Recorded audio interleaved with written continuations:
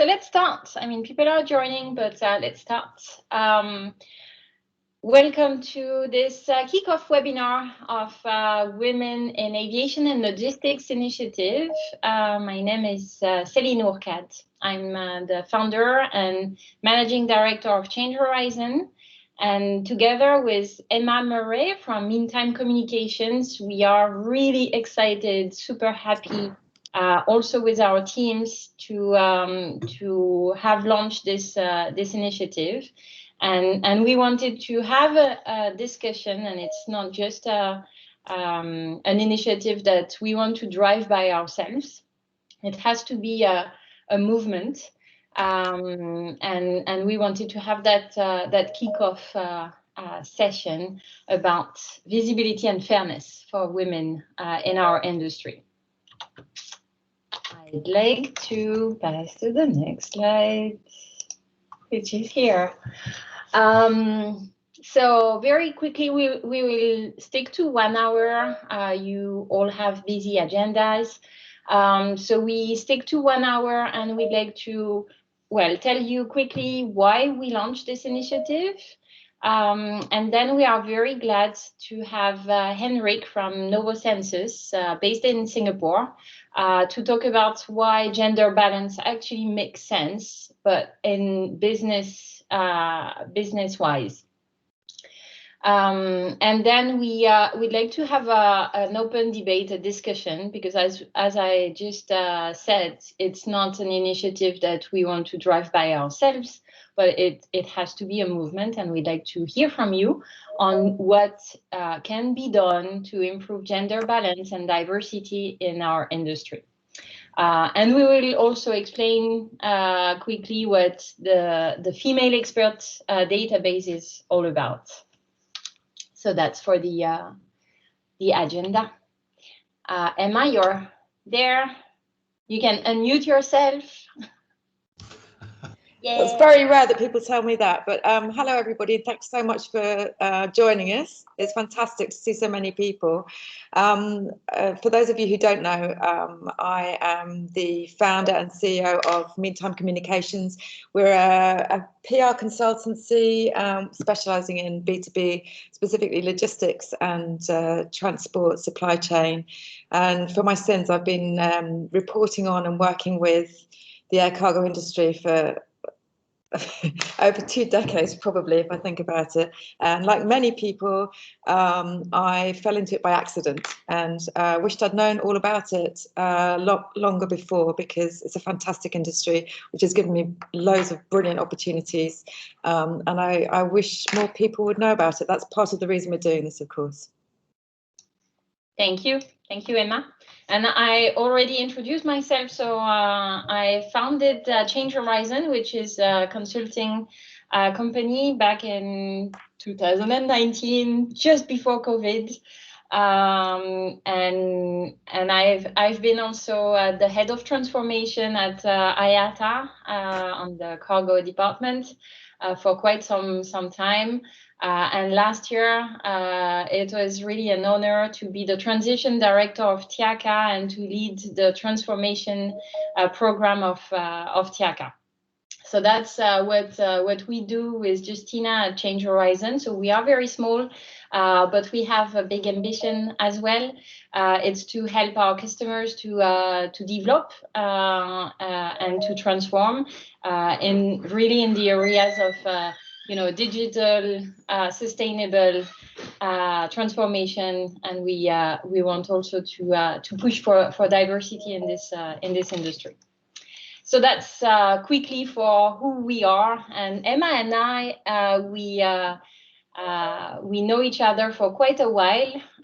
We met at lots of air cargo events, and I think it was natural for us to launch this initiative together, because we have been talking about the lack of visibility and the lack of women at those events for quite a while already.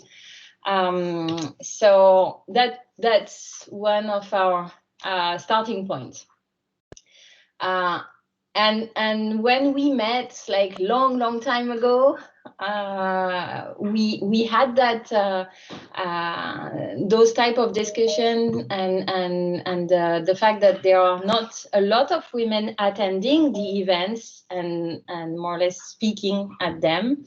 Not a lot of women also holding executive positions in aviation and logistics companies.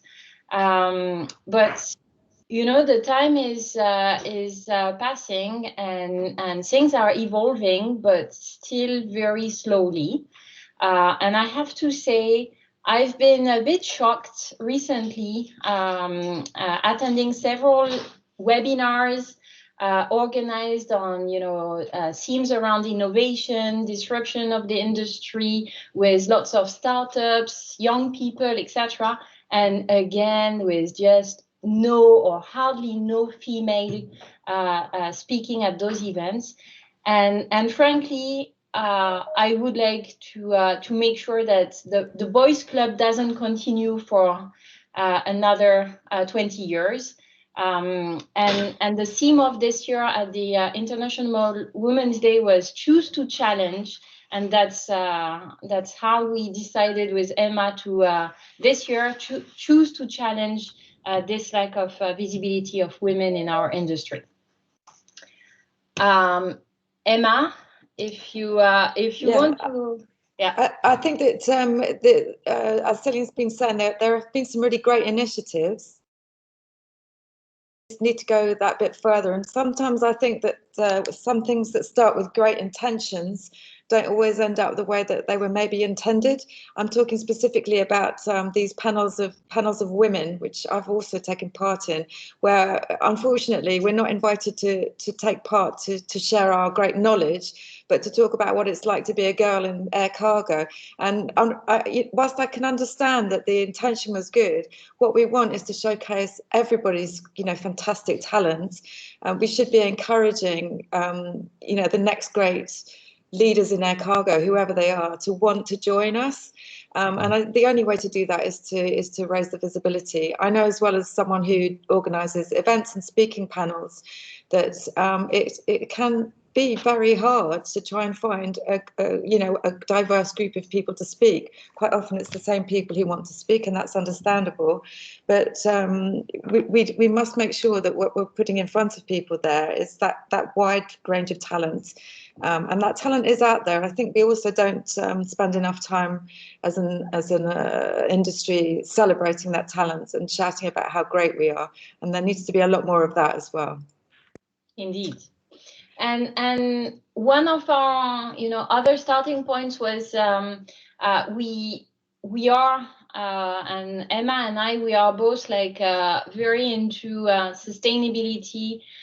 We want to do things the right way, and we are driven by having organizations and heading companies that are doing good for their people, but also for the planet, etc. So we are very sensitive to the Sustainable Development Goals set by the UN, and there is something very concrete. Is with those SDGs we have targets at global level to reach by 2030, and frankly we are 2021, and if there is nothing very concrete in terms of progress that we start doing now, there is no way we can achieve gender parity and gender balance in our industry in 5 years, 9 years from now.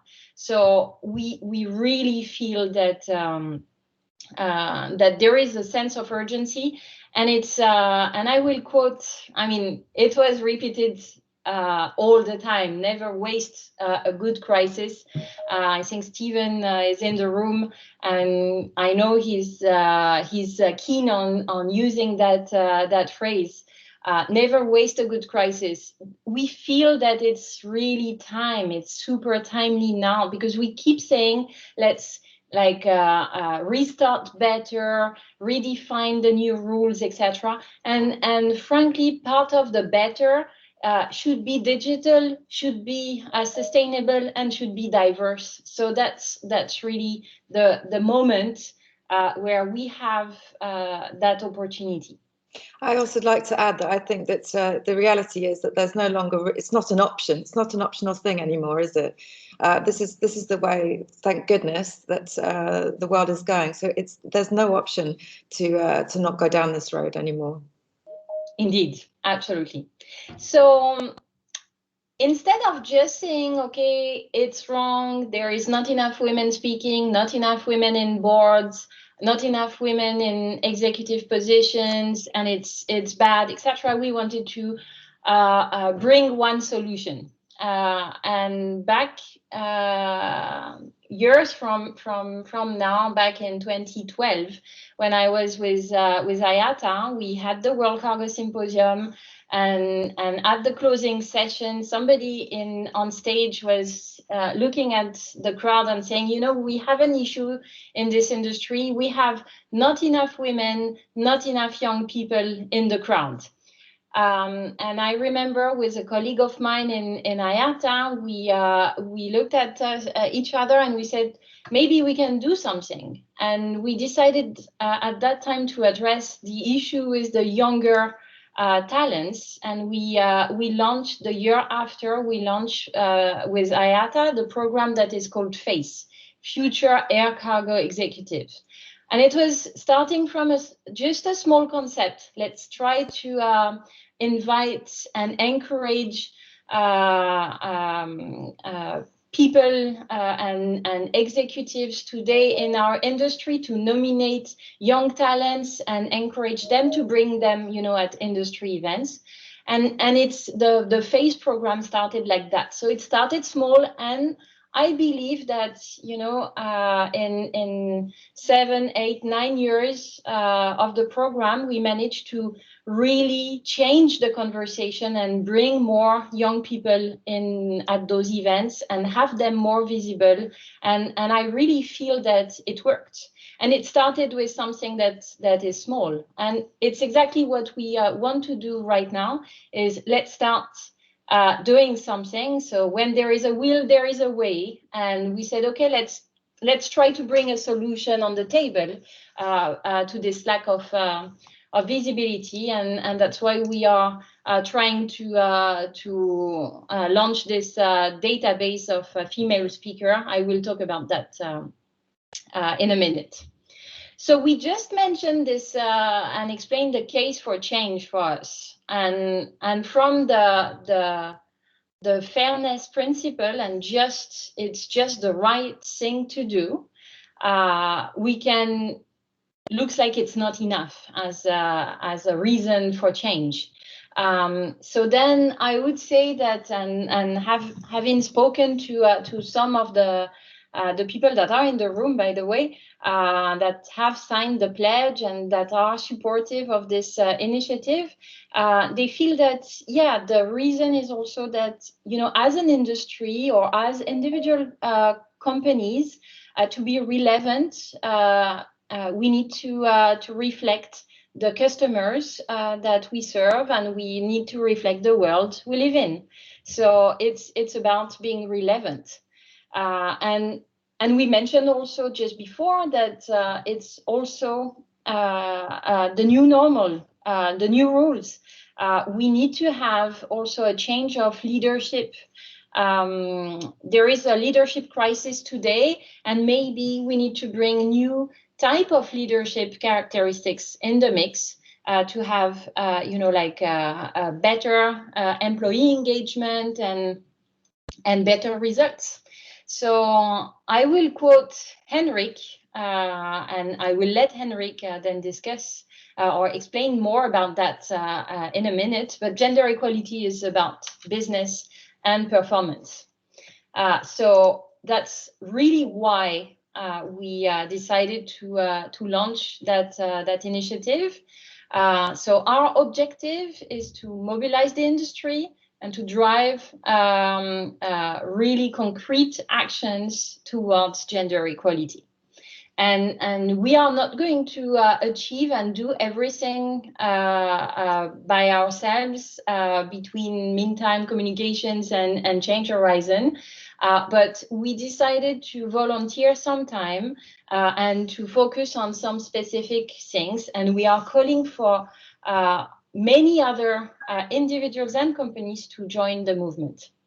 So on my side, with Change Horizon, we are committed to build that database of female speakers. And Emma, I let you explain on your side. So yeah, we're going to be playing to our strengths, obviously, which is about communicating the everything from the events to the movement itself and what we're achieving. But I also think that what's so important here is the networking. Of course, it's a fantastic industry. You're all brilliant at networking with each other. So there are so many things that you can bring to the table, and that's what we're interested in. Celine and I are interested in creating something where we come out with some tangible outcomes. That's really important. It's not a kind of it's great to talk, that's fantastic. Debate will help us move the conversation on, all of those good things, but this is about coming out with some tangible outcomes, and we want it to be the case that this is an industry initiative. It's not the Celine and Emma show.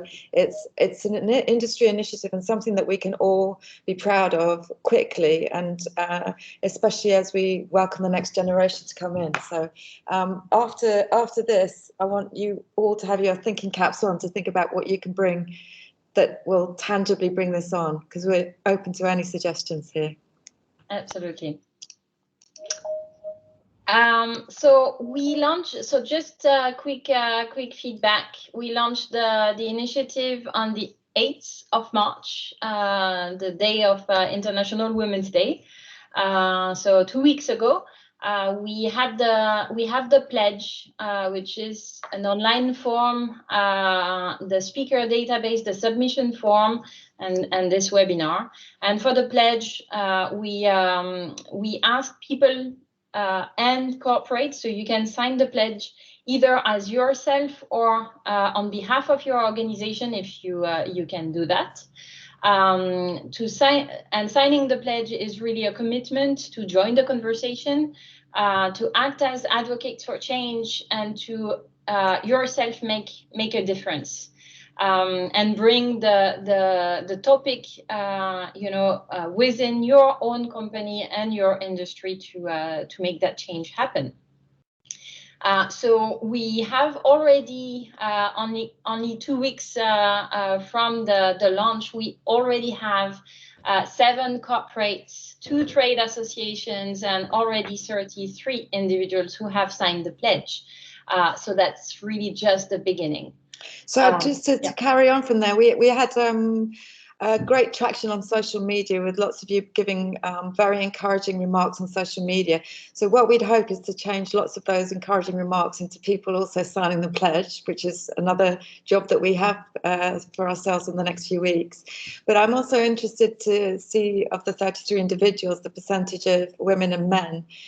Some of the feedback that we got on social media was kind of a little bit knee-jerky maybe and reactive from some of the men, and I don't find that surprising, because I think that quite often when you start off this conversation, the people are sort of lining up on their different sides. And I won't pretend that, the women in logistics that haven't played a part in that. I'm sure we have. But what we want to make sure is that this is an inclusive pledge, an inclusive movement. That's kind of the point. So we need to work harder at getting more blokes to sign up, Celine, don't you think? Yeah, definitely. Yeah, we absolutely need to have a movement that includes men and women. It's not a women thing to have gender parity, gender balance in the conversation. It's just the right thing to do, and it's not benefiting to women. It's benefiting to all. So I'd like to invite Henrik. Let me maybe stop sharing my screen to allow you to share your screen, Henrik. Henrik is the co-founder of Novo Census. Yeah. Can you see the first slide now? We can see the first slide, but we can actually see the presenter view, not the, so you have to switch the view. Why is that? I never understand that. Let me just come back.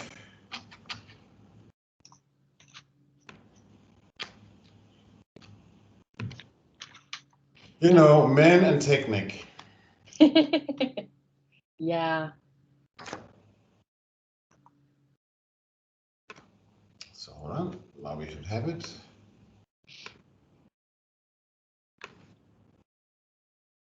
Is that better?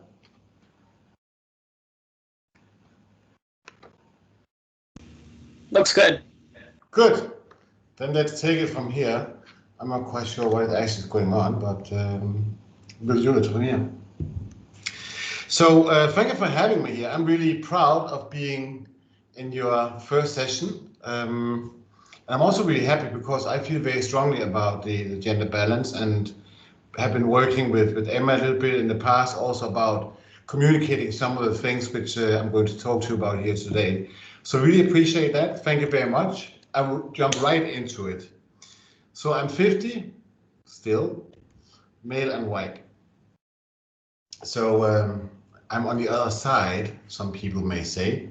Actually, a few men called me a feminist. I have been said that, oh, it's enough now. It's not only about gender balance, it's about equality in everything, which I agree to, by the way. But it has been stirring up some emotion, some of the communication we have made around some of our findings, which I think is a good sign. I believe personally that a gender balance or any kind of equality is simply just fair, and it just makes the world a better place. I could not think of any reason why it should not be like that. I've been for a long, long time in the logistics industry. I actually never had a female boss. I mean, not surprising actually, because there are not so many around. And after showing you some findings today, you probably also agree this is completely silly that we don't have more women in leading positions. Yeah, let's jump into it. If you want to connect with me, you can do it here, or anyway, you'll probably see me about on LinkedIn a lot. So as I said, I give you 3 findings today, which I hope can lead to a little bit of debate for us in a little bit of while. So first of all, we were measuring with more than 1,800 people around the world in the global logistics industry, 35% women, 65% men, how they were experiencing their work, their leaders, their colleagues. And this is what we found out. When you look at this here, we were asking people to rate certain things in their employee experience. It turns out that women are reporting an employee experience across these different factors here that are 10% lower than men's. But it shouldn't be like that. It should basically be on par. And 10% is actually statistically quite a big difference. We see that men have a little bit of a higher sense of purpose, maybe. They're even evaluating that the collaboration they are engaged in is better. Quite a big of a difference to what women are rating. But look at the last one at the bottom, receiving recognition. 13% point difference is huge. Women do not feel they're getting enough recognition. And you can then, of course, discuss why is that so? Is it because women are more sensitive and need more recognition, or is it because the leader, being a man or woman, is not sensitive enough? I don't know the response to that, but it's definitely a case that there is need for more appreciation and connection in the workplace. That was the first finding. The second finding is that we were measuring and benchmarking the feedback on leadership behaviors for men and women. And it turns out that female leaders are actually beating male leaders on 7 out of 8 competencies. Look at the ability to have a good team collaboration, bringing in empathy is extremely high. When you see that, it doesn't really make sense that there are only 30% senior leaders being women. and that's, if you like, the main argument which we're having for why a gender balance makes business better, because simply by having more women in leadership position, the leadership would be better, and then probably chances are that the business would be better as well. So this is what we are seeing as our main argument. Female leaders are actually rated higher than men. And it's not only us who have found that. There are a lot of external researchers outside which have come to exactly the same conclusions. We're just happy we could prove it for the logistics industry. There's one thing I would like to draw your attention to, and that is normally we're saying women, they're empathic, they are connected, all these soft leadership skills, which are super important, by the way. So they're not soft, and really, they're actually their hard skills. But look at the leadership behavior providing clear direction. That's normally one of those behaviors where you would say, oh, that's a male behavior, and men are much clearer on communicating where you're supposed to go. Well, it turns out that employees are actually rating female leaders to be better than that, than men, and significantly better. So I think there's also another element of reassessing our own thoughts about what is female leadership and what is leadership overall. I think there's a lot for us to learn in this year. Let me move on to another topic, which sounds a little bit dry. It's called psychological capital. Psychological capital is consisting of 4 elements. It's your belief in the goal achievement, the level of confidence, the level of resilience, the level of optimism. And we were making a high-level evaluation of that. We were asking some questions in the questionnaires we sent out. And look at this. This is interesting. Men rate themselves much higher on belief in goal achievement, being confident, and being optimistic. Significantly higher. So what we say here is really like, well, women believe less in themselves and their abilities. No wonder that there are not more women in senior leadership positions, maybe. And I think this is a really important topic for organizations to look into in terms of development overall. I think psychological capital and how you do that, how you develop that is super powerful, but even more powerful for women, you can see here, because there's a gap. I'm not suggesting that women should get their confidence level up to a male level. That would not be authentic. Maybe men need to get a little bit down on the confidence level. Maybe that's more the way to go. There is a female way of a lot of these things. We don't want to create clones out of male leaders. But if you believe less in yourself, you're not very likely to step up and say, hey, I'll go for this, if you're not quite sure about it. I think this is something which we all could work on and develop. And for that, we invite you to go to our website. We are having, just today actually, we have published both the sketch note you can see on the left side, as well as our guidebook, How to Build Psychological Capital, is now on LinkedIn, but you can also go straight to our website and download the resources there. They are addressing exactly what I just showed you, this gap between men and women in psychological capital. So coming to the end, because now we need to move on, I have 3 points which I think we can drive differently to change and get a gender balance. First of all, change the narrative. It's about business. It's not CSR anymore. We have shown you female leaders are better, so chances are women are probably going to do better business. So there's no need for keeping women out. Secondly, the inclusiveness. In both the culture and how leaders are, it should be for everyone, by everyone. I know female leaders who are not inclusive. That can, of course, not be. I know a lot of men, by the way, who are not inclusive as well, but it needs to be for everyone, by everyone. And the third point, coming a little bit back to psychological capital, take full ownership. There is nobody in a company who's sitting there from HR saying, oh, I really want to develop all my women, and that's my first priority. No, you have to take care of that yourself and get as much support as possible, but there's nobody who's going to develop you for you. And I think that is in particular important to communicate to the younger generation who may expect to be developed, but it just ain't gonna happen in that way. So these are our three views on how we can drive changes in a different way. So that's it from my side. Back over to Emma and Celine, please. Thank you, Henrik. Do you feel that this lack of self-confidence is something that is more like humbleness, or is it?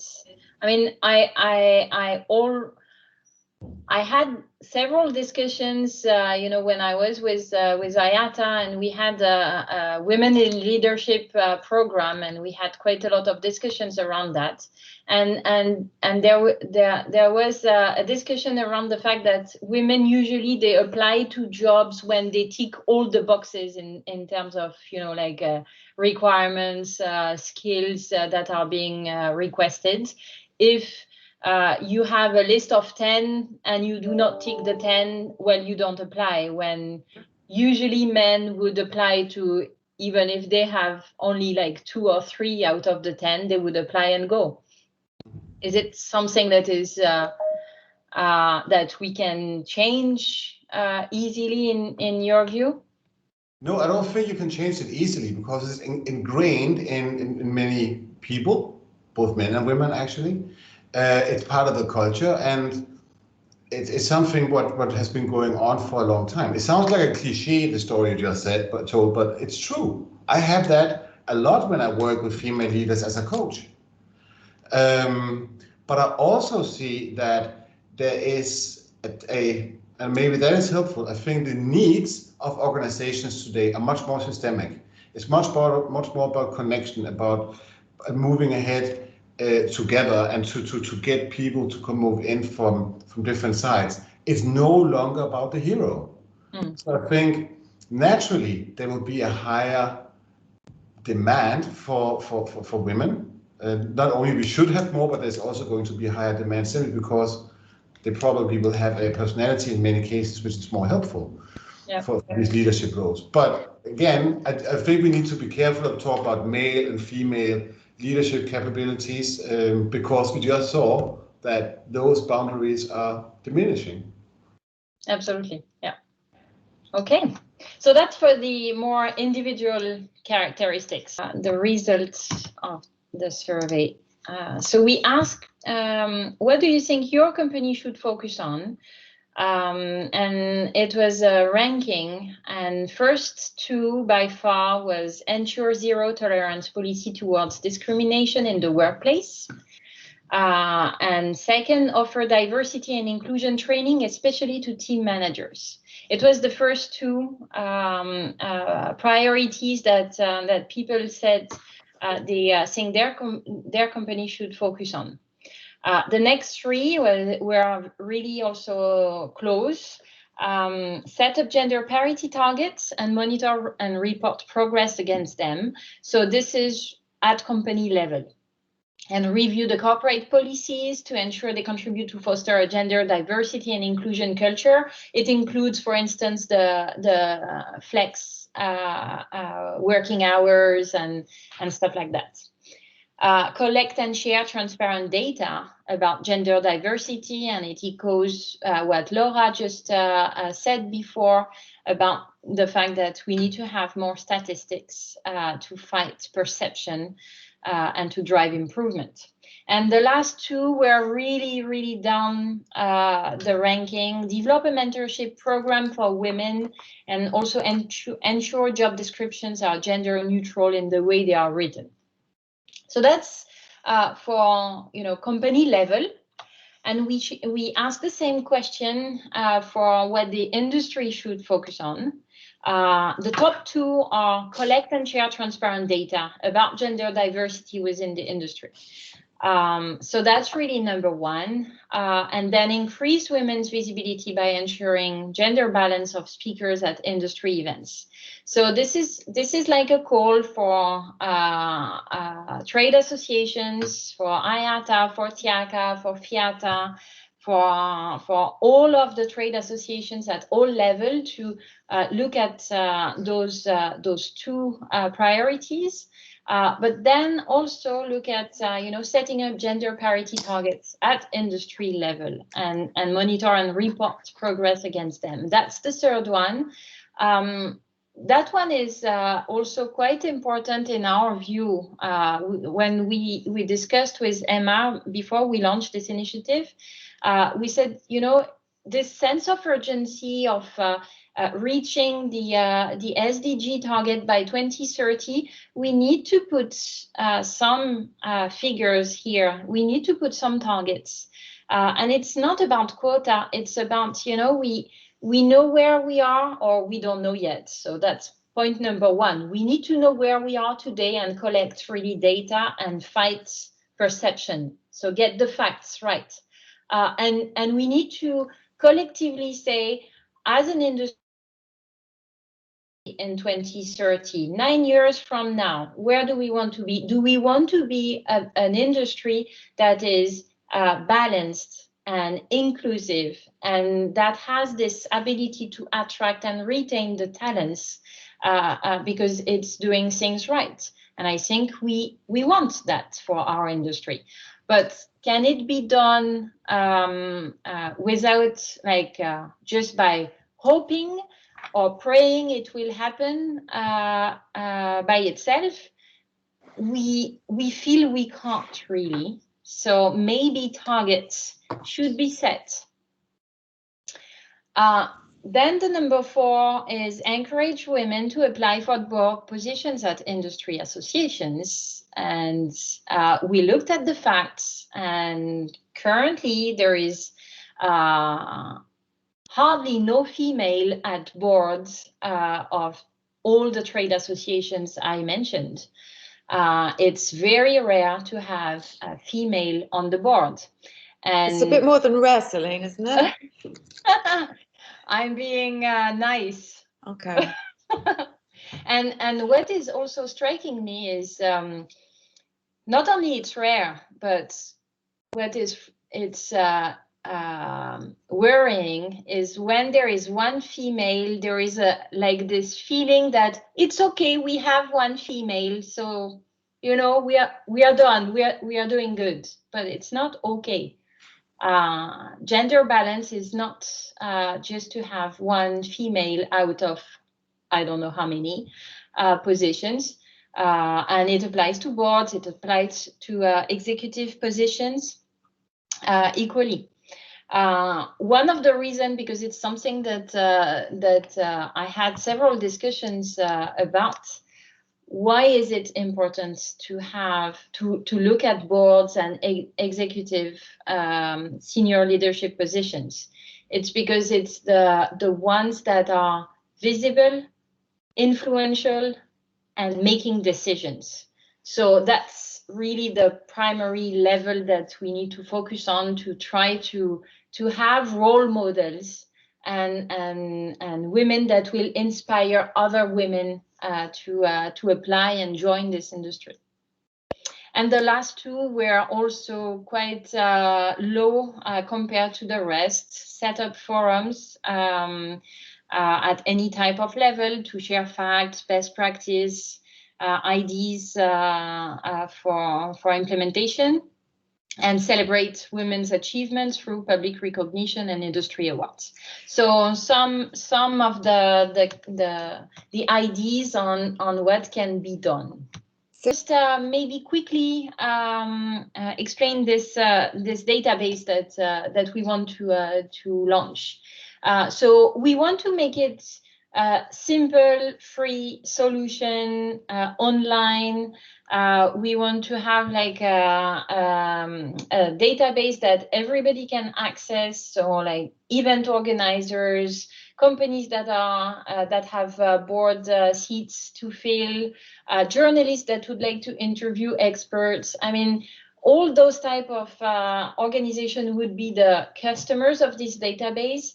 And then any female experts in aviation and logistics would be able to just, like submit their profile.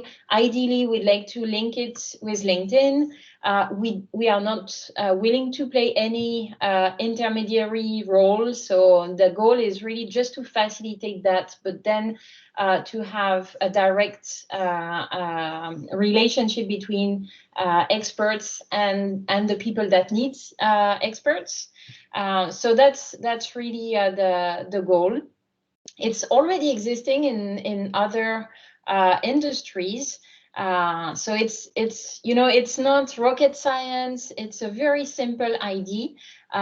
We are now looking at how to develop the IT platform and calling also for volunteers. If you have some IT skills that you can support us, that would be awesome. We asked through the survey, if people felt it would be useful, and frankly, everyone thought that it would be useful. So various degrees of usefulness, but it was 100% anyway. I took that comment from the survey. A lady in a freight forwarding company, multinational, who wrote, "I think the database for female experts will be a phenomenal resource. I have been searching for a full year on how best to integrate myself into the board world. And it's been nearly impossible to find a good foot in the door without being able to do in-person events anymore." So I think it's going to help, being more visible. So concretely, what we put in place an online submission form. Already 21 women have submitted their profile, and mind you, it's 95% of them, so it's 20 out of 21 that are saying they are open to both positions. And what we want is to ideally already being able to help the event organizers for the events that are planned in Q3. So I think about TIACA and its executive summit in San Francisco in September, IATA and its WCS in Istanbul in October. But there are also other events from FIATA, from multimodal. So I don't have the full event agenda in mind, but the idea would be to start, being able to help them identify experts, not women that would like to talk about being a woman, but really experts in pharma, airports, slots, economics, industry affairs, lithium batteries, any type of really hot topic that we want to cover at those industry events. And we are concluding now, and really we'd like to call for further commitment and actions, because as we said at the beginning, it's not going to be a meantime change horizon initiative. We really want to be a movement from the entire industry. Emma, would you like to conclude? Yeah, so thanks very much to everyone who's signed up already, and to all the people who made the lovely comments on social media and haven't signed up. Please, can you sign up? Can I also just underline what Celine has just said, that it's really, really important that we get some tangible results from this, and we actually are part of driving this agenda forward, everybody. Obviously, we're all stronger together, and this is a great initiative that the industry can get behind to future-proof it as well, let's be honest. So we're very much looking forward to hearing back from you. Any feedback is very welcome. Any volunteers are very welcome. And if you could please keep passing the message on, that would be fantastic.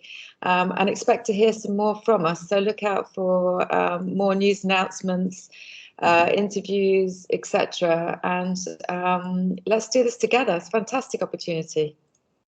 Indeed. Thank you, Emma. So women here, please consider submitting your profile,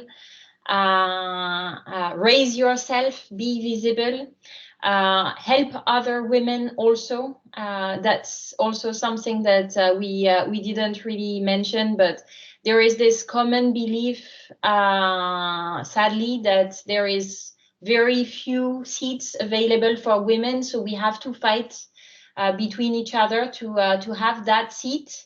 We need to change that perception as well. We need to help.